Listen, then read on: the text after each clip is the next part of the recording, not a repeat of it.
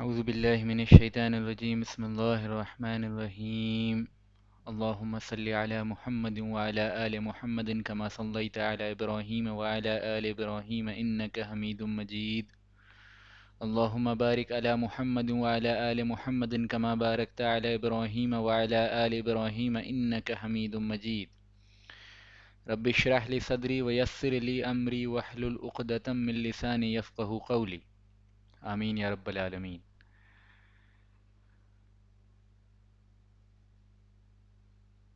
پچھلے ٹرن پہ ہم نے رسول اللہ صلی اللہ علیہ وسلم نے اپنی جوانی میں عالم نوجوانی میں جو ایک پیکٹ میں شمولیت کی تھی، شرکت کی تھی، جس کا نام حلف الفضول ہے، اس کے بارے میں اچھے سے پڑھ لیا تھا. اس کے جو نیسیسری امپلیکیشنز تھے، جو پریکٹیکل ریلیونس تھا اس بات کا، جو ہمارے دور کے حساب سے جو چیزیں ہمارے لیے زیادہ کنفیوژن یا یوں سمجھ لیجیے کہ غلط انڈرسٹینڈنگ کا ریزن بن سکتی تھی، اس کو میں نے کلیئر کرنے کی کوشش کی تھی.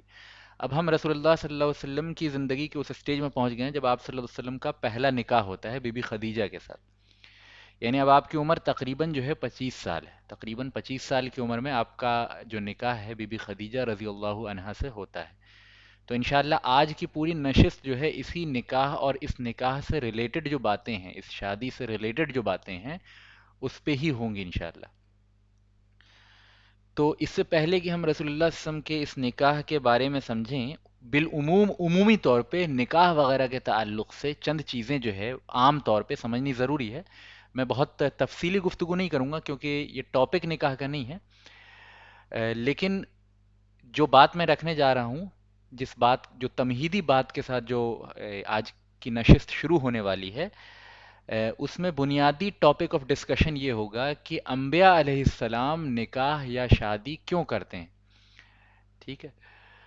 اور پھر انبیاء علیہ السلام نکاح اور شادی کرتے ہیں تو اس شادی کی حیثیت کیا ہوتی ہے. ٹھیک ہے. اور پھر جب ہم اس یعنی اس کانسیپٹ کو سمجھ لیں گے تو پھر رسول اللہ صلی اللہ علیہ وسلم کے اس نکاح کے بارے میں سمجھنا جو ہے وہ ہمارے لیے اس نکاح کے بارے میں بھی، آگے ہونے والے جو آپ کے نکاح ہیں ان کے بارے میں بھی سمجھنا ہمارے لیے آسان ہو جائے گا. تو سب سے پہلا سوال یہ پیدا ہوتا ہے، اور یہ سوال پیدا ہی کیوں ہوتا ہے کہ بر صغیر ہند و پاک میں خصوصاً، یعنی ہم جس خطے سے تعلق رکھتے ہیں وہاں ایک عجب قسم کی انڈرسٹینڈنگ یا لوگوں کے ذہن میں ایک کنفیوژن کہہ لیجئے کہ وہ ایسی ہوتی ہے کہ کوئی بھی شخص روحانیت کے بلند مقام پہ تبھی فائز ہو سکتا ہے جب وہ ان تمام دنیاوی امور سے بچا ہوا ہو، ہٹا ہوا ہو. اس کو کوئی مطلب نہیں ہو بیوی بچے سے، اس کو نکاح سے کوئی مطلب نہیں ہو، اس کو کاروبار سے کوئی مطلب نہیں ہو. گویا یہ کہ جو ہمارے ہاں نیکی کا تصور ہے اور بزرگی کا تصور ہے اور ولایت اور اولیاء اللہ کے ہونے کا تصور ہے، وہ کہیں نہ کہیں ان نوئنگلی، ان انٹینشنلی ہمارے ذہنوں میں ایسا بیٹھا ہوا ہے کہ ایک انسان پوری دنیا سے مکمل طور پہ کٹ کے صرف عبادت و ریاضت میں اگر لگا رہے گا تو وہ تو نیک انسان ہے. اس کے علاوہ کوئی انسان اگر تجارت کر رہا ہے تو وہ نیک اور بزرگ نہیں ہو سکتا. کوئی انسان جو ہے وہ شادی بیاہ کرتا ہے، گھر میں بچے وغیرہ اس کے ہوتے ہیں، تو وہ نیک انسان یا کوئی ولی نہیں ہو سکتا، بزرگ نہیں ہو سکتا. اس قسم کے تصورات سب جگہ تو نہیں ہیں، یعنی نوجوان نسل میں نہیں ہوتی عام طور پہ، لیکن پہلے یہ تصورات ہندوستان اور یہ ہندوستان پاکستان کے چند طبقوں کے درمیان یہ چیز کہیں نہ کہیں ہوتی ہے. اسی وجہ سے ان کے ذہن میں یہ سوالات بھی پیدا ہوتے ہیں کہ آخر رسول اللہ صلی اللہ علیہ وسلم نے نکاح کیوں کیا، ایک سے زیادہ نکاح کیوں کیا، آپ کی بیویاں کیوں تھی اتنی. ٹھیک ہے. اور اس طرح کے سوالات. تو پہلی چیز تو یہ سمجھ لیجئے کہ یہ سوال اپنے آپ میں بہت ہی ارریلیونٹ سوال ہے، لیکن چونکہ ہمارے یہاں اس طرح کی انڈرسٹینڈنگ ہوتی ہے تو اس کو سمجھانے کے لیے میں چند بنیادی باتیں یہاں رکھ دوں گا انشاءاللہ. اچھا، اس سوال کو سمجھنے سے پہلے کہ انبیاء علیہ السلام نکاح کیوں کرتے ہیں، دو بنیادی چیز سمجھنا ضروری ہے. پہلا اس بنیادی چیز کو سمجھنے کے لیے میں آپ کے سامنے ایک سوال رکھ رہا ہوں. میں جواب ایکسپیکٹ نہیں کر رہا آپ سے، میں چاہتا ہوں کہ سوال کے فارمیٹ میں آپ اس بات کو سمجھیں کہ کیا انبیاء علیہ السلام اللہ کے جو رسول ہوتے ہیں، اللہ کے جو نبی ہوتے ہیں، کوئی بھی، کیا وہ عام انسانوں جیسے ہوتے ہیں؟ تو اس کا جواب یس اینڈ نو دونوں ہے. یعنی بعض اعتبارات سے انبیاء علیہ السلام عام انسانوں جیسے ہوتے ہیں، اور بعض اعتبارات سے انبیاء علیہ السلام عام انسانوں جیسے نہیں ہوتے. یعنی چند ایسی چیزیں ہیں جو مشترک ہیں تمام انسانوں میں، اس میں انبیاء علیہ السلام بھی شامل ہیں کہ ان کے اندر بھی وہ چیزیں موجود ہوں گی، اور چند ایسی چیزیں ہیں جو خصوصاً انبیاء علیہ السلام کو عطا کی جاتی ہیں، وہ عام انسان کتنا ہی بڑا بزرگ کیوں نہ ہو، کتنا ہی بڑا ولی کیوں نہ ہو، کتنے ہی بڑے صحابہ کیوں نہ ہو، وہ اس مقام بلند تک نہیں پہنچ سکتے۔ تو اس بات کو سمجھنے کے لیے پہلے ہمیں یہ پوائنٹ سمجھنا ضروری ہے کہ انبیاء علیہ السلام کن امور میں، کن معاملات کے اندر عام انسانوں جیسے ہوتے ہیں، اور کن معاملات میں وہ عام انسانوں سے مختلف ہوتے ہیں۔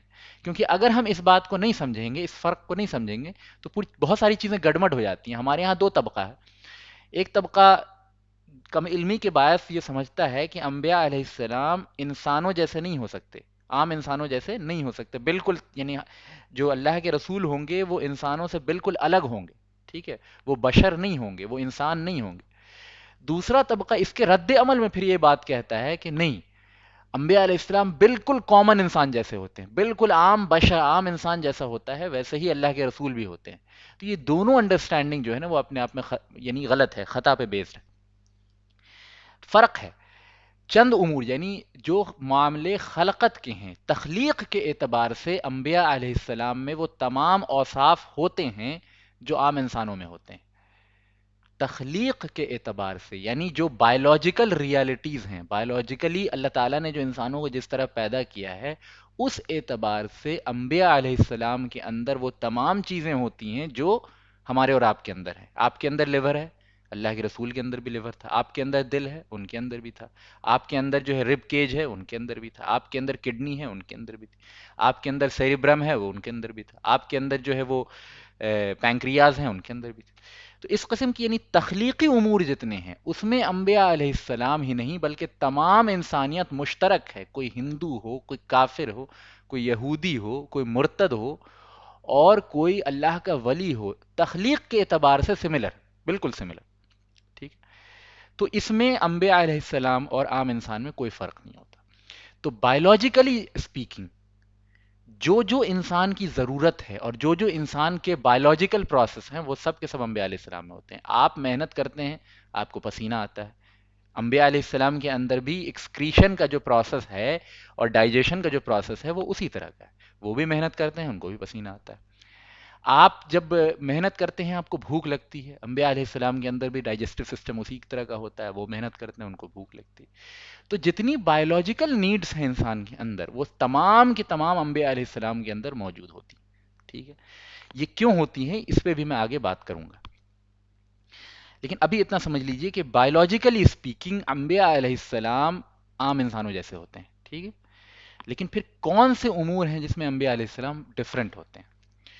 انبیاء علیہ السلام صبر میں، استقامت میں، قوت میں، ٹھیک ہے، تقوی میں، للہیت میں، سمجھداری میں، عقل مندی میں، ذہنی وسعت میں، بصیرت میں، اور جتنی جو چیزیں انسان کو اللہ سے قریب کرنے کے لیے کسی بھی اعتبار سے ہیلپ فل ہوتی ہیں، ان تمام امور میں انبیاء علیہ السلام تمام انسانوں سے افضل ہوتے ہیں، زیادہ بہتر ہوتے ہیں، ٹھیک ہے۔ جو بھی چیز ڈائریکٹلی یا انڈائریکٹلی انسان کو اللہ سے کلوز کر سکتی ہے، ان کوالٹیز میں انبیاء علیہ السلام کو عام انسانوں کے اوپر بہت بڑی فوقیت حاصل ہوتی ہے، ٹھیک ہے۔ تو فرق سمجھ لیجئے کہ تخلیقی امور جتنے ہیں، فطری امور جتنے ہیں، اس میں انبیاء علیہ السلام کے اندر وہ تمام چیزیں ہیں جو عام انسانوں کے اندر ہے۔ لہٰذا جو بایولوجیکل نیڈز ہوتی ہیں انسان کی، وہ نبی کے اندر بھی ہوتی ہے، وہ رسول کے اندر بھی ہوتی ہے، وہ ایک عام انسان کے اندر بھی ہوتی ہے۔ رسول کو اس وجہ سے فضیلت حاصل ہوتی ہے، نبی کو اس وجہ سے فضیلت حاصل ہوتی ہے کہ وہ اس کو اپنی تمام ضروریات کے اوپر بے پناہ صبر حاصل ہوتا ہے، بے پناہ قوت کنٹرول ہوتا ہے۔ اس وجہ سے انبیاء علیہ السلام کی شخصیت اس معاملے میں بھی عام انسانوں سے بہت بلند ہوتی ہے کہ تخلیقی جو بیسس ہے وہ سیم ہونے کے باوجود ریزلٹس ڈفرنٹ آتے ہیں، ٹھیک ہے۔ تو یہ فرق سمجھ لیجئے، آگے چلتے ہیں۔ اچھا، تو ان تخلیقی امور میں اللہ تعالیٰ نے انبیاء علیہ السلام کو عام انسانوں جیسا کیوں بنایا ہے؟ کیوں نہیں ان کو بلند بنایا؟ کیوں نہیں ان کے اندر ایسی ضروریات رکھی ہی نہیں جو عام انسانوں کے اندر ہوتی ہے؟ اس کی سب سے بڑی وجہ یہ ہے، جیسا کہ اللہ تعالیٰ نے سورہ احزاب کے اندر آیت نمبر 21 میں فرمایا ہے کہ بے شک تمہارے لیے رسول اللہ صلی اللہ علیہ وسلم کی ذات میں بہترین نمونہ ہے، بہترین رول ماڈل، بہترین اگزامپل ہے ہر اس شخص کے لیے جو اللہ اور یوم آخرت کا یقین رکھتا ہے اور اللہ کو کثرت سے یاد رکھتا ہے۔ تو اس آیت کو اگر ہم اپنے سامنے رکھیں تو پتہ یہ چلا کہ انبیاء علیہ السلام کو بھیجنے کا جہاں بہت سارے مقصد ہیں، ان مقاصد میں سے ایک اہم مقصد یہ ہے کہ انبیاء علیہ السلام پریکٹیکل مینیفیسٹیشن کر کے دکھائیں کہ اللہ تعالیٰ کی تعلیمات عام انسان کس طرح عمل کرے، اللہ تعالیٰ کے حکم پہ، اللہ تعالیٰ کی شریعت پہ، اللہ تعالیٰ کی اتاری ہوئی وحی پہ، اللہ تعالیٰ کی کتاب پہ عام انسان پریکٹیکلی عمل کس طرح کرے۔ ٹھیک ہے، اور یہ ایگزامپل کب ہو سکتا ہے ممکن؟ جبکہ آپ کو کرنے والا اور آپ میں سرٹین سملیرٹی ہو، ایگزامپل شو کرنے والا اور آپ میں سرٹین سملیرٹی ہو۔ میں ایگزامپل آپ کو دے کے پھر سمجھاتا ہوں۔ مثال کے طور پہ ایک شیر ہے، شیر جو ہے وہ بڑے سے بڑے جانور پہ اٹیک کر دیتا ہے، ہاتھی پہ اٹیک کر دیتا ہے، بھینس پہ اٹیک کر دیتا ہے، اس کو جو ہے قتل کر دیتا ہے، اس کو کھا جاتا ہے۔ شیر کبھی بھی میرے لیے رول ماڈل نہیں ہو سکتا، کیونکہ شیر کے جسم میں جو قوت اللہ نے رکھی ہے، اس کے جسم میں جو پھرتی رکھی ہے، اس کے اندر جو شجاعت و بہادری ہے، اس کے اندر جو تیزی ہے، اس کے پنجوں میں جو قوت ہے، وہ میرے اندر نہیں، کبھی نہیں ہو سکتی، کسی انسان کے اندر نہیں ہو سکتی۔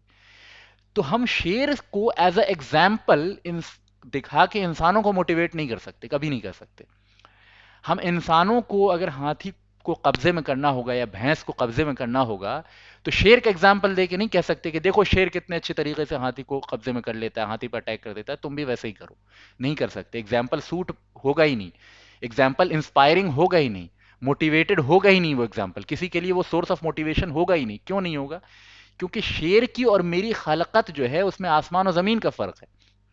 ہاں، اگر کوئی بہترین فائٹر ہے، کوئی بہترین یودھا ہے، میں اس کو دیکھتا ہوں اور وہ جو ہے وہ ہاتھی کو اپنے قبضے میں کر لیتا ہے یا بھینس کو جو ہے وہ بھینس کے اوپر جو ہے وہ غالب آ جاتا ہے، تو پھر میں اس کو ایز اے ایگزامپل دیکھ کے سیکھ سکتا ہوں کہ یہ کام کیسے کیا جا سکتا ہے۔ ٹھیک ہے، کیوں؟ کیونکہ خلقت کے اعتبار سے میں ہوں چاہے کوئی بہت بڑا فائٹر ہے، دونوں کے اندر تخلیقی اعتبار سے سملیرٹی ہے۔ اس نے صرف کیا کیا ہے کہ اپنی انہی ایبیلٹیز کو بہترین طریقے سے ٹرین کر کے، یوز کر کے جو ہے وہ کام پورا کیا ہے۔ تو میں چونکہ اس سے سملر ہوں تو وہ میرے لیے رول ماڈل اس معاملے کے اندر بن سکتا ہے۔ تو انسانوں کا بھی معاملہ ایسا ہے کہ انسانیت کے لیے بہترین ایگزامپل ایک دوسرا انسان ہی بن سکتا ہے جس کے ساتھ وہ تمام جھمیلے لگے ہوں، جس کے ساتھ وہ تمام کمزوریاں لگی ہوں، جس کے ساتھ وہ تمام ضروریات لگی ہوں جو عام انسانوں کے ساتھ لگی ہوئی ہیں۔ ورنہ اگر فرشتے آتے اور اللہ کی شریعت پہ عمل کر کے دکھاتے تو انسان یہ سوال کر سکتا تھا اللہ سے کہ اللہ ان فرشتوں کو تو نہ محبت ہوتی ہے، نہ ان کو دشمنی ہوتی ہے کسی سے، نہ ان کو جسمانی ضرورت ہوتی ہے، نہ ان کو کھانے پینے کی ضرورت ہوتی ہے، نہ یہ کام کرتے ہیں تو تھکتے ہیں، تو اللہ اگر جب ان کے اندر نہ یہ برائی کی طرف اٹریکٹ ہوتے ہیں، تو اللہ جب ان کے اندر یہ چیزیں ہیں ہی نہیں اور پھر انہوں نے عمل کر کے دکھا دیا تو اللہ یہ کون سی بڑی بات ہوئی؟ ہمارے ساتھ تو یہ جھنجھٹیں، ہماری اولاد بھی ہے، اس کا بھی خیال رکھنا ہوتا ہے، ہماری جابس بھی ہے، کام بھی پہ بھی جانا ہوتا ہے، ہماری بیوی بھی ہے، ہمارے ماں باپ بھی ہیں، ہماری اپنی کچھ ضروریات ہیں، ہماری اپنی خواہشات ہیں، ہم اپنی کچھ چیزوں کی طرف انکلائنڈ ہو جاتے ہیں۔ تو اللہ فرشتے ہمارے لیے کبھی بھی بہترین ایگزامپل نہیں بن سکتے۔ بہترین ایگزامپل وہ ہستی بن سکتی ہے، وہ وجود بن سکتا ہے جو وہ تمام ضروریات اور کمزوریاں رکھتا ہو جو میں رکھتا ہوں، پھر اس نے ان چیزوں پہ کنٹرول کر کے اس پہ عمل کر کے دکھایا ہو۔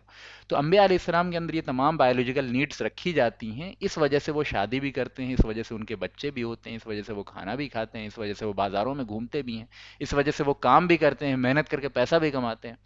اور اسی بات کو اللہ تعالیٰ نے قرآن میں سورہ، میرے خیال میں یہ غالباً سورہ فرقان کی آیت ہے، اللہ تعالیٰ آپ کے سامنے اسکرین پہ اپیئر ہو رہی ہے، اللہ تعالیٰ فرماتا ہے وَمَا أَرْسَلْنَا قَبْلَكَ مِنَ الْمُرْسَلِينَ إِلَّا أَنَّهُمْ لَيَأْكُلُونَ الطَّعَامَ وَيَمْشُونَ فِي الْأَسْوَاقِ، کہ ہم نے آپ سے پہلے جتنے بھی رسول بھیجے ہیں وہ سب کے سب لیاکلون الطعام، وہ سب کے سب کھانا کھاتے تھے، ویمشون فی الاسواق، اور بازاروں میں گھومتے بھی تھے، بازاروں میں چلتے بھی تھے، یعنی وہ اپنے بزنس کا کام بھی کرتے تھے، وہ اپنی روزمرہ کی زندگی بھی ادا کرتے تھے، وہ جو ہے اپنی محنت سے پیسے بھی کماتے تھے۔ گویا کہ اے نبی آپ صلی اللہ علیہ وسلم جو ہیں وہ اکیلے نہیں ہیں اس معاملے میں، آپ سے پہلے جتنے نبی گزرے ہیں وداؤٹ اے سنگل ایکسیپشن، تمام کے تمام رسول ایسے ہیں جو کھانا کھاتے تھے اور بازاروں میں یعنی اپنی روزمرہ کی زندگی جو ہے وہ ادا کرتے تھے۔ دوسری جگہ اللہ تعالیٰ نے اسی صورت کے اندر فرمایا ہے وقالو مالی حاضر رسول. اب یہ اعتراض نقل کیا ہے مکہ کے کفار جو ہیں، وہ اللہ کے رسول صلی اللہ علیہ وسلم پہ جو اعتراض کرتے تھے، اسی اعتراض کو یہاں اللہ تعالیٰ نے نقل کیا ہے. وقالو، وہ کہتے ہیں، مالی حاضر رسول یأکل الطعام ویمشی فی الاسواق، یہ کیسا رسول ہے جو کھانا بھی کھاتا ہے، بازاروں میں بھی آنا جانا کرتا ہے، یعنی اس کی جو ہے فائنینشیل ضروریات بھی ہیں، اس کی جو ہے وہ بایولوجیکل ضروریات بھی. کیسا رسول ہے؟ یعنی گویا کہ جو کفار قریش اعتراضات کرتے تھے آپ صلی اللہ علیہ وسلم کے رسول ہونے پہ، یہ وہی اعتراض تھا کہ رسول تو ایسا ہونا چاہیے جس کی کوئی جسمانی ضرورت نہ ہو، جس کی کوئی اکنامک ضرورت نہ ہو، جو دنیا کے اندر تمام چیزوں سے جو ہے وہ کٹا ہوا ہو. تو یہ اعتراض جو ابھی کوئی کرتا ہے یا آج کے زمانے میں کوئی انسان کرتا ہے، یہ کوئی نیا اعتراض نہیں ہے، یہ قریش کے کفار بھی کرتے آئے تھے، اور اللہ نے اس کا جواب یہی دیا ہے کہ وما ارسلنا قبلک من المرسلین، کہ اے نبی آپ سے پہلے جتنی بھی رسول ہم نے بھیجے ہیں وہ سب کے سب لیاکلون الطعام ویمشون فی الاسواق، وہ کھانا بھی کھاتے تھے اور بازاروں میں ٹہلتے بھی تھے، بازاروں میں آنا جانا بھی ان کا ہوتا تھا. اور پھر ایک اور جگہ اللہ تعالیٰ نے کلیریفیکیشن کیا سورہ رعد کے اندر، اللہ تعالیٰ فرماتا ہے وَلَقَدْ أَرْسَلْنَا رَسُولًا مِّن قَبْلِكَ وَجَعَلْنَا لَهُمْ أَزْوَاجًا وَذُرِّيَّةً، کہ ہم نے جتنے بھی رسول آپ سے پہلے بھیجے ہیں، رسول اللہ صلی اللہ علیہ وسلم آپ سے پہلے جتنے بھی رسول ہم نے بھیجے ہیں، وَجَعَلْنَا لَهُمْ أَزْوَاجًا، سب کے سب کو ہم نے جو ہے وہ شادی شدہ بنایا ہے، گویا کہ انہوں نے شادیاں کی ہیں دنیا کے اندر آ کے، وَذُرِّيَّةً، اور ان کی اولادیں بھی ہوئیں. تو اس سے پتہ چلتا ہے کہ انبیاء علیہ السلام کا شادی کرنا، نکاح کرنا بعین، یعنی تمام انبیاء کی مشترکہ سنت ہے، تمام انبیاء کی سنت ہے کہ انہوں نے نکاح کیا ہے. وہ اپنے آپ کو دنیاوی زندگی سے کاٹ کے زندگی نہیں گزاری ہے، اولادیں بھی ہوئی ہیں انبیاء علیہ السلام کی. تو اس سے یہ ایک اور بات واضح ہو گئی کہ ان ذمہ داریوں کے باوجود بھی انہوں نے اللہ تعالیٰ کی احکام اور اللہ تعالیٰ کے فرائض کو جس خوبی کے ساتھ انجام دیا ہے، یہ سب سے بڑے قابل تعریف بات ہے، اور یہ سب سے بہترین اگزامپل ہمارے لیے سیٹ ہو جاتا ہے. پھر ہمارے پاس کوئی ایکسکیوز نہیں بچتا کہنے کو یار ہماری تو جابس ہیں، ہمارے پاس تو کام ہے. جیسے ہمارے ایک عام تصور ہے کہ جو عبادت ہے یا اللہ کے دین کا کام ہے یہ بڑھاپے میں کرنے کی چیزیں ہیں، جوانی میں تو انسان کو نوکری کرنی ہے، جوانی میں انسان کو کریئر بنانا ہے، یہ ساری چیزیں ہیں. غلط تصورات ہیں، کریئر وغیرہ ساری چیزیں بنتی رہیں گی، سب کچھ ساتھ میں چلنے کی چیزیں ہیں. آپ کریئر بھی خوب اچھے سے بنائیں، مضبوط ہوں، ٹھیک ہے، آپ نوکری بھی اچھے سے کریں، خوب مضبوط ہوں، لیکن اللہ تعالیٰ کی فرض کی ہوئی چیزوں کے ساتھ اگر آپ کٹوتی کرتے ہیں تو اس بات کا کوئی ایکسکیوز آپ دنیا والوں کو دے سکتے ہیں. اللہ کی بارگاہ میں جب آپ تنہا کھڑے ہوں گے تو اللہ تعالیٰ آپ سے یہ نہیں پوچھے گا کہ بتاؤ تو تم نے کتنی گھنٹے جو ہے وہ تم نے کون سا تیر مار لیا جاب کر کے، جبکہ اللہ تعالیٰ کے سامنے آپ تنہا کھڑے ہوں گے تو اس وقت اللہ تعالیٰ کے فرائض یعنی فرض کی ہوئی احکامات کے بارے میں سوال ہوگا. تو یہ ایز اے ایکسکیوز آپ دنیا میں پیش کر سکتے ہیں، دنیا میں ہو سکتا ہے لوگ مطمئن بھی ہو جائیں آپ کی بات پہ کہ نہیں یہ بھائی صاحب یہ تو بھائی نوکری والے آدمی ہیں، یہ پڑھنے والا بچہ ہے، اس لیے اس کو فرض نماز کا موقع نہیں مل پا رہا. میں یہاں پہ نوافل کی بات نہیں کر رہا، میں صرف ان اعمال کی بات کر رہا ہوں جن کو اللہ نے فرض کیا ہے. تو جو اللہ کی فرض کردہ چیزیں ہیں اس میں پھر آپ یہ ایکسکیوز نہیں دے سکتے، کیونکہ انبیاء علیہ السلام بھی تمام اکنامک رسپانسبلٹی کے ساتھ کام کرتے تھے، تمام سوشل رسپانسبلٹی کے ساتھ کام کرتے تھے، تمام بایولوجیکل نیڈز کے ساتھ کام کرتے تھے، اور ان سب چیزوں کے ساتھ ساتھ انبیاء علیہ السلام کو ہمیشہ سوشل بائیکاٹ بھی فیس کرنا پڑا. ہمیں تو وہ نہیں فیس کرنا پڑتا، ہمیں سوسائٹی سے اس طرح سے پریشر ہینڈل نہیں کرنا پڑتا، ہمیں اپنے دشمنوں سے اس طرح مقابلہ نہیں کرنا پڑتا جس طرح انبیاء علیہ السلام کو مقابلہ کرنا پڑتا تھا اور لیڈ کرنا پڑتا تھا ان چیزوں کو. تو ڈیفیکلٹی کے اعتبار سے، مشکلات کے اعتبار سے، آزمائش کے اعتبار سے انبیاء علیہ السلام کی زندگی ہم سے کہیں زیادہ سخت ہوتی تھی، اور اس کے باوجود وہ تقوی کے معیار پہ اور اللہ تعالیٰ کی عبادت اور اللہ تعالیٰ کی رضا جوئی میں ہم سے کہیں زیادہ جو ہے وہ لگے رہتے تھے. اس وجہ سے وہ بہترین نمونہ ہے. یعنی بندوں کے لیے اللہ تعالیٰ نے کوئی ایکسکیوز نہیں چھوڑا، کوئی بہانے بازی نہیں چھوڑی کہ اللہ ہمارے ساتھ تو یہ تھا وہ تھا، نہیں. آزمائشیں بھی انبیاء علیہ السلام پہ زیادہ آتی ہیں، اور ضروریات بھی انبیاء علیہ السلام کی اسی طرح ہوتی ہیں جیسی ہماری ہوتی ہیں، اور ایکسپیکٹیشن بھی اللہ تعالیٰ کی انبیاء علیہ السلام سے اور زیادہ ہوتی ہیں. ہم سے تو اللہ بہت کم میں راضی ہو جائے گا، جتنا اللہ تعالیٰ اللہ کے رسول سے ڈیمانڈ کرتا ہے، دوسرے نبیوں سے ڈیمانڈ کرتا ہے، ہم سے اتنا ڈیمانڈ ہی نہیں ہے. ہم سے تو بہت کم میں اللہ تعالیٰ راضی ہو جائے گا. ہم پہ پریشانیاں بھی کم دی، ہم سے کم پہ راضی بھی ہو جائے گا، تو پھر ہمارے لیے تو کوئی ایکسکیوز ہی نہیں بچا. ٹھیک ہے، تو یہ چیز ہے. اور نکاح کے تعلق سے ایک اور جو سورہ روم کے اندر اللہ تعالیٰ نے آیت بیان کی ہے وہ میں آپ کے سامنے بیان کر کے آگے بڑھتا ہوں. وَمِنْ آیَاتِهِ أَنْ خلق لکم من انفسکم ازواجن، کہ اللہ کی اس کی آیتوں میں سے ایک آیت یہ بھی ہے، اللہ کی آیتوں میں سے ایک آیت یہ بھی ہے کہ اس نے تمہارے لیے جوڑے بنائے، بیویاں بنائیں، لتسکنوا علیہا، تاکہ تم اس سے سکون حاصل کر سکو، گویا کہ نکاح کا اصل مقصد جو ہے وہ سکون ہے۔ وجعل بینکم مودۃ ورحمہ، اور اللہ تعالیٰ نے تمہارے درمیان جو ہے مودہ اور رحمت کو، محبت کو قائم کر دیا۔ اور یہ محبت کے بغیر جو ہے یہ پورا نظام نہیں چل سکتا تھا، ورنہ ایک انسان، آپ خود یعنی تصور کریں، ایک تو یہ کہ شوہر اور بیوی کے درمیان محبت رکھی ہے اللہ تعالیٰ نے، اس کے نتیجے میں کیا ہوتا ہے کہ شوہر جو ہے محنت کر کے پیسہ کماتا ہے اور اس میں سے اپنی بیوی پہ خرچ کرتا ہے۔ ایک انسان کیوں محنت کرے؟ یعنی وہ خود محنت کر رہا ہے اور اپنے پیسے میں سے اپنی ایک دوسرے انسان پہ، اپنی بیوی پہ خرچ کر رہا ہے۔ تو یہ محبت ہی ہے جو انسان کو اس بات کے لیے آمادہ کرتی ہے کہ وہ خرچ کرے، اور یہ نظام چونکہ اللہ کو چلانا تھا، اللہ نے محبت ڈال دی۔ اسی طرح ایک بیوی ہے، وہ دن بھر جو ہے وہ 20 قسم کی تکلیفیں اٹھاتی ہے، کام کرتی ہے، مشقت اٹھاتی ہے اپنے شوہر کو خوش کرنے کے لیے، تو وہ کیوں کرتی ہے؟ وہ چاہے تو اپنی یعنی اپنی زندگی سکون سے گزار سکتی تھی، وہ اپنے اپنے کھانے پینے سے مطلب رکھے، اپنے آرام و آسائش سے مطلب رکھے، وہ کیوں قربانیاں دیتی ہے؟ یہ محبت ہے جو اللہ نے ڈال دی ہے، جن کے نتیجے میں انسان ایک دوسرے کے لیے قربانی دیتا ہے، اور ایک دوسرے سے جو کنیکشن ہے وہ مضبوط ہوتا ہے، اور پورا نظام کائنات جو ہے، سوشل نظام جو ہے پوری دنیا کا، وہ چلتا رہتا ہے۔ گویا یہ محبت اور رحمت ہے عورت اور مرد کے درمیان، ہسبینڈ اور وائف کے درمیان، جس کو اللہ تعالیٰ نے ڈالا ہے، اور اس کے ذریعے پورا نظام چلتا رہتا ہے۔ اچھا خاصے لڑنے جھگڑنے والے ہسبینڈ اور وائف بھی جو ہوتے ہیں، ان کے درمیان بھی آپس میں اتنی محبت ہوتی ہے کہ ایک دوسرے کے بغیر نہیں رہ سکتے۔ تو یہ چیزیں اللہ نے اس لیے رکھی ہیں تاکہ یہ پورا نظام صحیح طریقے سے چل سکے، ٹھیک ہے۔ پھر یہ کہ اولاد سے جو محبت ہوتی ہے اس کا تو یعنی اگزامپل دینے کی ضرورت ہی نہیں ہے۔ ان فی ذلک لآیات لقوم یتفکرون، بے شک اس میں آیتیں ہیں، نشانیاں ہیں ان لوگوں کے لیے جو فکر کرتے ہیں، غور کرتے ہیں، تدبر کرتے ہیں۔ تو یہ چند بنیادی باتیں تھیں نکاح کے تعلق سے، نکاح کی ضروریت کے تعلق سے، اور انبیاء علیہ السلام بھی نکاح کیوں کرتے ہیں، اور انبیاء علیہ السلام بھی کن معاملات میں عام لوگوں سے سملر اور کن معاملات میں عام لوگوں سے ڈفرینٹ ہوتے ہیں، اور یہ سملیرٹی اور ڈفرینس اللہ نے کیوں رکھا ہے؟ اس لیے تاکہ وہ ایک بہترین پریکٹیکل مینیفیسٹیشن کر کے دکھائیں، بہترین رول ماڈل ہو کے دکھائیں عام لوگوں کے لیے۔ تو یہ تمہیدی بات تھی جس کا سمجھنا ضروری تھا۔ انشاءاللہ تعالی اب ہم آگے جو ہے وہ اس سٹوری کو کیری فارورڈ کرتے ہیں۔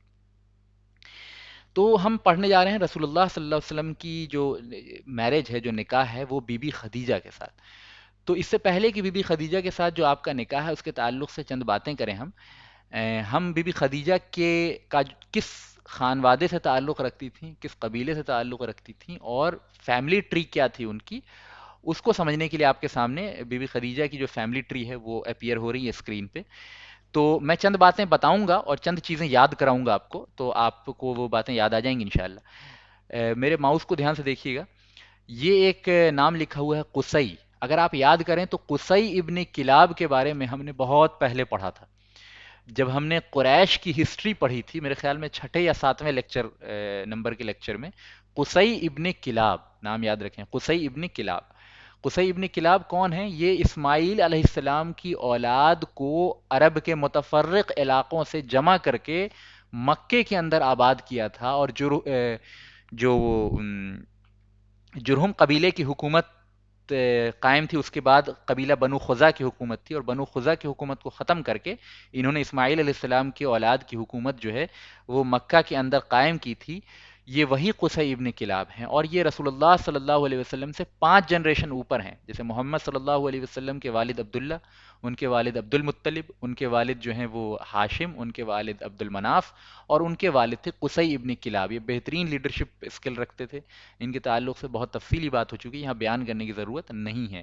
تو قریش کی ہسٹری میں یہ قصی ابن کلاب جو سب سے اوپر اپیئر ہو رہے ہیں، یہ بہت سگنیفیکنٹ رول رکھتے ہیں قریش کے کنفیڈریشن کو جمع کرنے میں، اور دوبارہ قریش کی حکومت کو مکہ کے اوپر قائم کرنے میں ان کا بہت بڑا رول تھا، ٹھیک ہے۔ ان کے 2 بیٹے تھے، عبد المناف اور عبد العزا، ٹھیک ہے۔ عبد العزا اور عبد المناف، رسول اللہ صلی اللہ علیہ وسلم یہ عبد المناف چین سے تھے۔ عبد المناف کے بیٹے ہوئے ہاشم، اور بھی بیٹے تھے ان کے، لیکن ابھی ہم صرف اس ڈائریکٹ لینیج کی بات کر رہے ہیں جس کا تعلق رسول اللہ صلی اللہ علیہ وسلم سے ہے۔ تو عبد المناف کے بیٹے تھے ہاشم، اور ہاشم کے بیٹے عبد المطلب، اور عبد المطلب کے کئی بیٹے تھے، 11 بیٹوں کا ہم نے تذکرہ کیا تھا، ٹوٹل 12 بیٹے تھے ان کے، ویسے ان کا ہم نے تذکرہ کیا تھا۔ تو 12 میں سے 2 کا یہاں ذکر آیا ہے، دو کا اس لیے ذکر آیا ہے کہ یہ دو زیادہ سگنیفیکنٹ ہیں اسلامی ہسٹری میں. ایک ابو طالب جو حضور کے چچا ہیں، ایک عبداللہ جو حضور کے والد ہیں. عبداللہ کا نکاح آمینہ سے ہوا تھا تو حضور پیدا ہوئے تھے. تو یہ کل جنریشن. ابو طالب کے بیٹے حضرت علی ہیں، ان کا نکاح جو ہے حضور کی بیٹی فاطمہ سے ہوا تھا. اب یہ آگے کی چیزیں ہیں، اس کی ابھی یہاں پہ ضرورت نہیں ہے. تو حضور کا کنیکشن قصی سے سمجھ میں آ گیا. اب ہم قصی کا کنیکشن جو ہے بی بی خدیجہ سے کیا تھا، تو اسی چین سے وہ بھی تھی مختلف برانچ سے. تو آپ سمجھ لیجئے قصی کے بیٹے عبد العزا کے بیٹے تھے اسد. یہ بہت مشہور آدمی تھے، عرب کے اندر بہت بہادر مانے جاتے تھے، اس لیے بھی ان کا نام اسد پڑا تھا. اسد جو ہے وہ شیر کو کہتے ہیں. جن بھائی کا آڈیو آن ہو گیا ہے وہ اپنے آڈیو کو آف کر لیں. جن کا آڈیو آن ہو گیا ہے وہ اپنے آڈیو کو آف کر لیں. جی. یہ اسد جو تھے، آپ کو اسکرین پہ اپیئر ہو رہا ہوگا، عبد العزا کے بیٹے اسد. یہ اسد جو تھے بہت بہادر تھے، بہت مشہور نام تھا عرب کے اندر.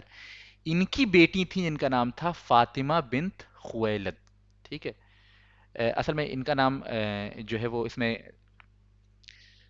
آڈیو کسی کا بار بار آن ہو جا رہا ہے، وہ آف کر لیں، اس سے ڈسٹربنس ہوتی ہے. جی. تو یہ فاطمہ بنت خویلد جو تھی نا، ان کی بیٹی تھی بی بی خدیجہ. ان کا نکاح جو ہے ڈائریکٹلی رسول اللہ صلی اللہ علیہ وسلم سے ہوا ہے. ٹھیک ہے. اسی بنو اسد یعنی حضرت اسد کی فیملی ٹری میں سے ایک شخص ہے ورقہ ابن نوفل، جو کہ پھپھیرے بھائی تھے بی بی خدیجہ کے. ان کے بارے میں آگے تذکرہ آئے گا. یہ بہت سگنیفیکنٹ انسان ہیں، اور جب اللہ کے رسول صلی اللہ علیہ وسلم پہ وحی کا سلسلہ، ریویلیشن کا سلسلہ شروع ہوگا، تو پھر ان کا نام بہت سگنیفیکنٹ ہوگا، اور ان کا نام آگے بھی آئے گا. ان کا نام ایک بار پہلے بھی آ چکا ہے. یہ بی بی خدیجہ کے پھپھیرے بھائی تھے. ٹھیک ہے. پھپھیرے یا ممیرے ممیرے بھائی تھے. ٹھیک ہے. تو یہ بی بی خدیجہ کی فیملی ٹری ہے. تو آپ ایک چیز دیکھ سکتے ہیں کہ یہ بہت ہی نوبل فیملی سے تھیں، قریش کے بہت اونچے گھرانے سے تھیں، انتہائی نیک تھیں، انتہائی شریف اور سمجھدار تھیں. اور اس زمانے میں بھی یعنی دور جاہلیت میں، جب کہ زنا وغیرہ جیسی چیزیں بہت عام تھیں اور بے حیائی کا ماحول تھا، ان کی فیملی جو تھی اور بی بی آمینہ کی فیملی، دونوں فیملی جو تھیں، ان دو فیملیز کی خواتین جو ہیں سب سے زیادہ نیک اور شریف تصور کی جاتی تھیں. تو اللہ تعالیٰ، جیسے کہ اللہ کے رسول صلی اللہ علیہ وسلم کی دوسری حدیث سے بھی پتہ چلتا ہے کہ اللہ تعالیٰ ہمیشہ انبیاء علیہ السلام کو شریف ترین خانوادے کے اندر، خاندان کے اندر پیدا فرماتا ہے. تو یہ جہاں ایک طرف بی بی آمینہ کے خاندان میں رسول اللہ صلی اللہ علیہ وسلم پیدا ہوئے تھے، جو کہ شریف ترین خاندان تھا، اور دوسری طرف حضور کی نکاح جن سے ہونے جا رہا تھا بی بی خدیجہ، وہ بھی خاندان ایسا تھا جس کی خواتین انتہائی شریف، سمجھدار، عقلمند اور خوبصورت مانی جاتی تھی. ٹھیک ہے. تو یہ ٹری آپ کے ذہن میں رہے تو انشاءاللہ آگے جو ہے باتیں سمجھنا آسان ہو جائیں گی. اس کی ساری چیزیں ضروری نہیں کہ آپ کو یاد ہو پائیں. جو لوگ ایلیمنٹری طور پہ سیرت کو پڑھ رہے ہیں، پہلی بار سیرت کو پڑھ رہے ہیں، یا جن کی بہت اچھے سے اسٹڈی نہیں ہے سیرت کے اوپر، ان کے لیے ضروری نہیں ہے کہ یہ ٹری ان کو یاد رہے. لیکن جو لوگ ایڈوانس اسٹڈی کی نیت سے پڑھ رہے ہیں یا اٹینڈ کر رہے ہیں لیکچر، وہ پھر ان کو چاہیے کہ اس طرح کی چیزیں جو اہم ڈیٹیلز ہیں ان کو اچھی طرح جو ہے وہ اپنے ذہن میں محفوظ کریں.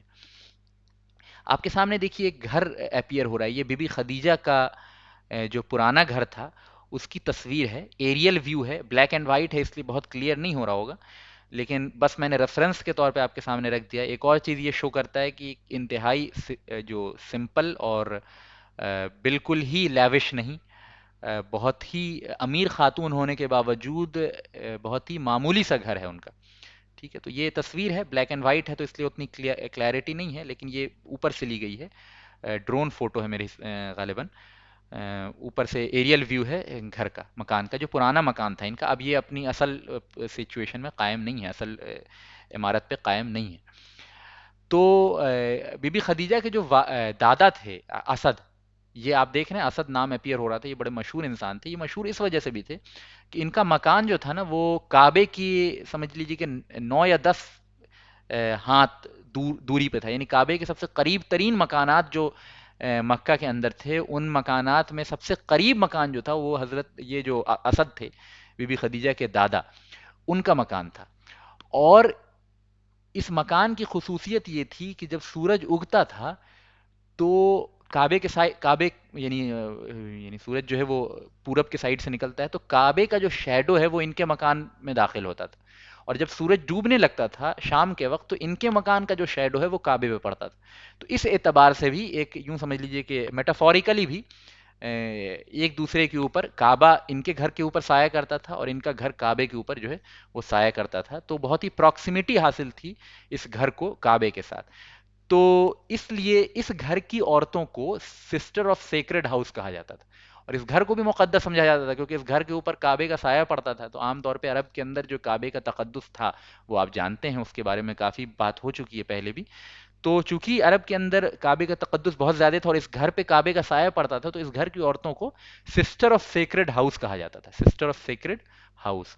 یہ اسد ابن عبد العزا, عبد العزا کن کے بیٹے ہیں؟ قصی ابن کلاب کے, اور اسد جو ہیں عبد العزا کے بیٹے ہیں, بی بی خدیجہ کے دادا ہیں, تو ان کا مکان تھا. یہ ایریل ویو آپ کے سامنے اپیئر ہو رہا ہے. اب بی بی خدیجہ کی فضیلت تو بے انتہا ہے, اور آپ میں سے جو لوگ بھی تھوڑی بہت اسلامک اسٹڈیز رکھتے ہیں وہ جانتے ہیں کہ بی بی خدیجہ کی فضیلت پہ علیحدہ طور پہ ایک لیکچر دیا جا سکتا ہے, یہاں پہ اس کا موقع نہیں. تو میں دو حدیث آپ کے سامنے بیان کر رہا ہوں. ایک اما عائشہ رضی اللہ عنہ فرماتی ہیں ما غیرت للنبی صلی اللہ علیہ وسلم علی امرات من نسائه ما غیرت علی خدیجہ لکثرت ذکرہ, کہ مجھے کسی بھی عورت سے اس طرح غیرت محسوس نہیں ہوتی تھی. بی بی عائشہ بھی حضور کی بیوی ہیں اور بعد میں ہوئی ہیں بیوی, بی بی خدیجہ کے انتقال کے بعد یہ حضور کی بیوی ہوئی. اور یعنی جب بی بی خدیجہ کا انتقال ہو گیا تو حضور کے لیے تمام بیویوں میں سب سے محبوب بیوی جو تھی بی بی خدیجہ کے بعد وہ عائشہ ہی تھیں, ٹھیک ہے, رضی اللہ عنہا.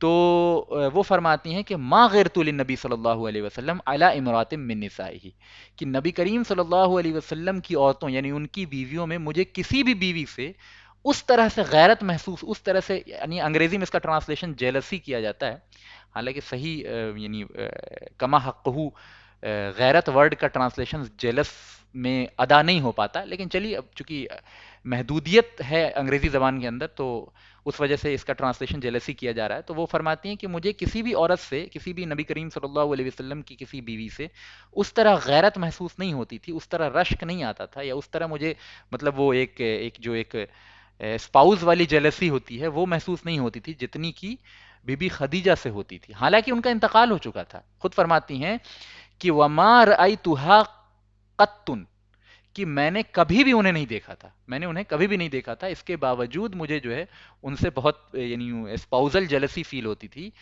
کیوں جیلسی فیل ہوتی تھی؟ فرماتی ہیں لکثرت ذکر ہی, کہ نبی کریم صلی اللہ علیہ وسلم اتنی کثرت سے اتنی بار بار خدیجہ کا ذکر کرتے تھے رضی اللہ عنہا کہ مجھے جو ہے وہ غیرت اور ایک اسپاؤزل جیلسی محسوس ہوتی تھی بی بی خدیجہ سے, حالانکہ وہ زندہ بھی نہیں تھی. یعنی خود فرماتی ہیں کہ مجھے زندہ بیویوں میں سے کسی سے جیلسی فیل نہیں ہوتی تھی لیکن بی بی خدیجہ سے ہوتی تھی.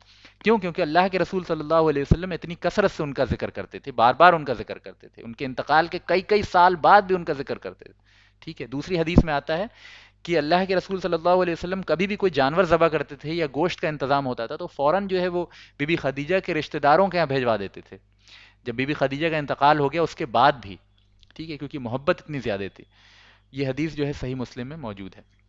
دوسری, امام احمد ابن حنبل نے اپنی کتاب مسند احمد میں ایک حدیث نقل کی ہے. حضرت عبداللہ ابن عباس فرماتے ہیں کہ اللہ کے رسول صلی اللہ علیہ وسلم نے فرمایا ہے کہ بہترین عورتیں جو ہیں وہ صرف, یعنی سب سے بہترین عورتیں جو ہیں چار ہیں, یا یوں کہہ لیجیے کہ مکمل عورتیں جو ہیں, کمپلیٹ آئیڈیل عورتیں جو ہیں دنیا کے اندر انسانی تاریخ میں وہ چار ہیں. ٹھیک ہے.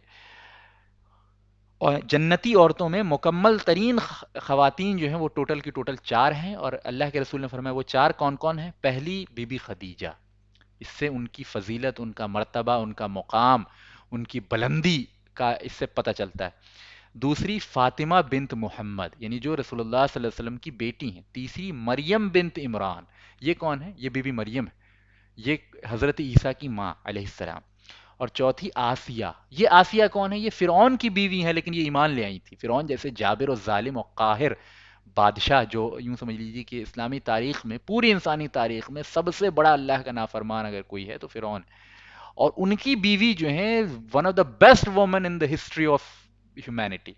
تو یہ بھی اللہ تعالیٰ کی قدرت ہے کہ اللہ تعالیٰ نے بدترین شوہر کی بہترین بیوی جو ہے کو یعنی کمبینیشن دیکھ لیجئے کہ اللہ تعالیٰ جب ہدایت دینے پہ آتا ہے تو کسی مقام پہ کہیں پہ بھی کسی کو بھی ہدایت دے دیتا ہے. تو اس سے بڑا کوئی ایگزامپل نہیں ہو سکتا کہ فرعون کی بیوی جو بدترین انسان ہے پوری انسانی تاریخ میں, اس کی بیوی جو ہے وہ جنتی خاتون ہیں، اور صرف جنتی ہی نہیں، جنتی خواتین کی سردار چار عورتیں جو ہیں ان میں سے ایک ہیں۔ یہ بھی ان کا مقام و مرتبہ جو ہے پتہ چلتا ہے کہ اللہ تعالیٰ جو ہے وہ ہدایت پہ قادر ہے، اور بی بی خدیجہ کا مقام و مرتبہ یہاں سے پتہ چلتا ہے۔ دوسری حدیث میں حضرت جبرائیل کا ایک بڑا خوبصورت واقعہ آپ کے سامنے اسکرین پہ اپیئر نہیں ہو رہی ہے وہ حدیث، لیکن ابھی مجھے یاد آ گیا تو میں بیان کر دوں کہ اللہ کے رسول صلی اللہ علیہ وسلم اپنے گھر میں بیٹھے ہوئے تھے، اور تو جبرائیل آئے، اور جبرائیل آئے اور اللہ کے رسول صلی اللہ علیہ وسلم کے پاس آ کے کہا کہ اللہ کے رسول، ابھی آپ کے پاس کچھ ہی لمحوں میں خدیجہ آنے والی ہیں۔ اب یہ اللہ نے بتا کے بھیجا تھا نا کہ کس لمحے آنے والی۔ ابھی خدیجہ اندر آپ کے لیے آپ کے لیے پانی کا انتظام کر رہی ہیں، آپ کے لیے پانی کا انتظام کر کے آپ کے پاس پانی لے کے آ رہی ہیں۔ جب وہ آپ کے پاس آئیں تو کہیے گا کہ اللہ نے عرش پہ سے خدیجہ کو سلام کیا، اور یہ بھی کہیے گا کہ اللہ تعالیٰ بشارت دیتا ہے، خوشخبری دیتا ہے خدیجہ کو جنت میں ایک ایسے مکان کا جہاں نہ کوئی تھکان ہوگی، نہ کسی قسم کی گرمی ہوگی، نہ کسی قسم کا شور ہوگا۔ تو کتنی بڑی فضیلت ہے! اس سے فضیلت کے لیے اس سے بہترین الفاظ کسی دوسرے انسان کے لیے استعمال ہوئے ہیں تو صرف ابو بکر صدیق کے لیے۔ کسی غیر نبی کے لیے دو ایسی ہستیاں ہیں انسانی تاریخ میں، غیر نبی، جن کے لیے فضیلت میں اتنی بلند باتیں کہی گئی ہیں۔ ایک مردوں میں ابو بکر صدیق رضی اللہ عنہ، اور دوسری عورتوں میں بی بی خدیجہ رضی اللہ عنہ۔ ان دونوں کے لیے جبرائیل سلام لے کے آئے ہیں اللہ رب العالمین کا، تو کتنی بڑی بات ہے! اس سے بھی بی بی خدیجہ کی فضیلت جو ہے واضح ہو جاتی ہے، اور کتنی زیادہ بہترین خاتون اللہ تعالیٰ نے چوز کر کے رسول اللہ صلی اللہ علیہ وسلم کے نکاح میں ان کی زوجیت میں دی تھی۔ تو انشاءاللہ نکاح کا جو مزید تذکرہ ہے، بیک گراؤنڈ کس، یعنی بیک گراؤنڈ کے تحت یہ نکاح ہوا اور کب ہوا اور کیسے ماحول بنا اس نکاح کے لیے، وہ انشاءاللہ ہم نیکسٹ ٹرن پہ اس بات کو کور کریں گے۔ آج کا جو لیکچر تھا وہ مینلی نکاح کے کانسیپٹ کے اوپر، انبیاء علیہ السلام نکاح کیوں کرتے ہیں اس کے اوپر، اور انبیاء علیہ السلام کن امور میں سملر ہوتے ہیں، کن امور میں ڈفرینٹ ہوتے ہیں عام انسانوں سے، اس کے اوپر۔ پھر یہ کہ بی بی خدیجہ کا جو مکان تھا اور ان کا جو فیملی اسٹرکچر تھا اس کے اوپر، اور پھر بی بی خدیجہ کی جو خصوصی فضیلت تھی، اور تمام عورتوں کے اوپر جو آپ کو ایک عمومی طور پہ یوں سمجھ لیجیے کہ تمام جنتی خاتون جتنی بھی ہوں گی، ان تمام خواتین کی سردار چار عورتیں ہیں، اور ان میں بھی سب سے اوپر جو ہے بی بی خدیجہ کا نام اللہ کے رسول صلی اللہ علیہ وسلم نے بیان کیا، اس سے ان کی فضیلت، اور پھر یہ کہ جبرائیل کا بی بی خدیجہ کے لیے اللہ کے پاس سے سلام لے کے زمین پہ آنا، یہ خود جو ہے وہ ان کے مقام و مرتبے کو بالکل واضح کرتا ہے، کیوں ان کا اتنا بلند مقام تھا، کیوں اتنا اونچا مرتبہ تھا، کس وجہ سے اللہ تعالیٰ نے ان کو یہ فضیلت بخشی تھی۔ یہ ساری باتیں جو ہے انشاءاللہ نیکسٹ ٹرن پہ آ جائیں گی، کیونکہ نیکسٹ ٹرن پہ ہم جہاں ان رسول اللہ صلی اللہ علیہ وسلم کے نکاح سے ریلیٹڈ جو فیکچول ڈیٹیلز ہیں اس پہ تبصرہ کریں گے، وہیں بی بی خدیجہ کی اور ان عورتوں کا جو مقام ہے اتنا بلند، وہ کس وجہ سے ہے، اور کس طرح یہ عام امت کی عورتوں کے لیے ایک لیسن ہے کہ کن چیزوں کو اللہ تعالیٰ کتنا پسند کرتا ہے، اس کا بھی جو ہے انشاءاللہ تفصیلی بیان ہوگا۔ تو میں انشاءاللہ یہیں پہ اس بات کو ختم کرتا ہوں۔ آج میں سوال جواب کا سیشن نہیں لے پاؤں گا، تو لیکن ایک سوال چونکہ آلریڈی میرے پاس آ چکا تھا پہلے، تو میں اس کا جواب، وہ سوال آپ کے سامنے نیریٹ کر دیتا ہوں، اور اس کے بعد پھر اس کا جواب بھی انشاءاللہ کر دوں گا۔ تو فی الحال کے لیے میں یہیں پہ اپنی بات کو ختم کرتا ہوں۔ اللہ تعالیٰ سے دعا ہے کہ اللہ تعالیٰ درجہ قبولیت عطا فرمائے، اور جو بھی ہم نے پڑھا اس پہ عمل کرنے کی توفیق عطا فرمائے، آمین یا رب العالمین، والحمد للہ رب العالمین۔